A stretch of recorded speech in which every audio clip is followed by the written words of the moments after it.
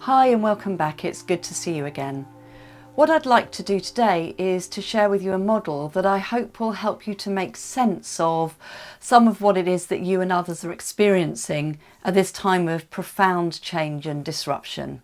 So if you're anything like me and those around me, you may well have found that over the past week or weeks, you've experienced a range of different emotions and a real sense of discombobulation and a lack of understanding, and you might find that you feel quite different from one day to the next. What I'd like to help you to understand is that this process that you're going through is a natural process that we all go through when we are to some extent grieving for the loss of something. And I think that we are grieving for the loss of something at the moment. We're grieving for the loss of many things. To some extent, we've lost some of our freedom to come and go as we like from our homes. We may have lost income, we may even have lost jobs, and as part of that we may feel that we've lost a sense of identity, who we were. We've lost some of our ability to connect with others, and we may even have lost relationships or important people in our lives. And we've lost plans and hopes and dreams and just a sense of certainty about the future that we thought that we once had.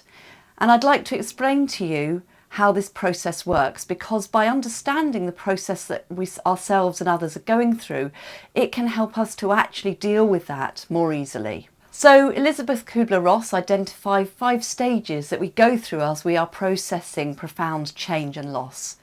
The first is denial. So this is where we pretend either consciously or unconsciously to ourselves that this thing isn't really happening, that it isn't really serious. Once we move out of denial, we tend to move into a much more emotional phase labelled anger. And this is where we start to become really affronted and upset about the unfairness of this situation. Once we move beyond anger, we move into a phase of bargaining. And this is where we start to come to terms with what's happening, and we start to want to kind of make sense of it and rationalise it. And then once we move out of the bargaining phase, we often move into the lowest phase of the cycle, and that's the phase of sadness and depression. And this is where we are suddenly realising, really coming to terms with the things that we have got to let go of. But we will move through that phase, and once we move through it, we'll start to move to a phase of acceptance. And this is where we start to really come to terms with and integrate the new changes and new ways of being into our lives and into our rhythms. Now, the thing about this process is it happens at different speeds for everyone, and it is not a lovely linear process. It can feel really like a roller coaster, and we might feel like we've moved forward and then we may move backwards for a while, and we may feel that we've got to the place of bargaining or even acceptance, and others are still angry or even in denial about the situation.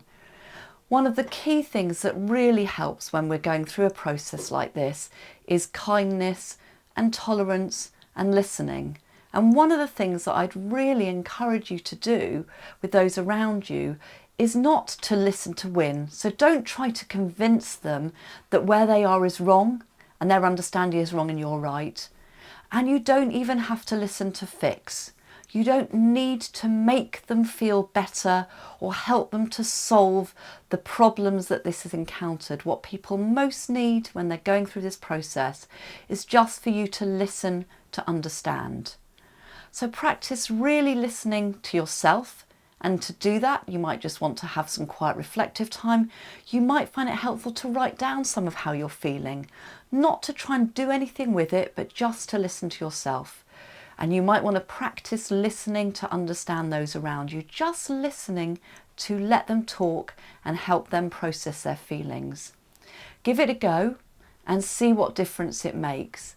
This is a time, as I said, to really be tolerant, patient and understanding of ourselves and others, and realise that this is a process, and like all processes it is in constant movement, and this too will pass. So I wish you all well in your journeys of change, wherever you happen to be with it. If you found today's technique helpful, please do tune in tomorrow for the next one that I'm going to share with you. The best way to make sure that you get to see each new technique as I release it is to tune in to YouTube, to my vlog there at KO Consulting. Stay safe, much love.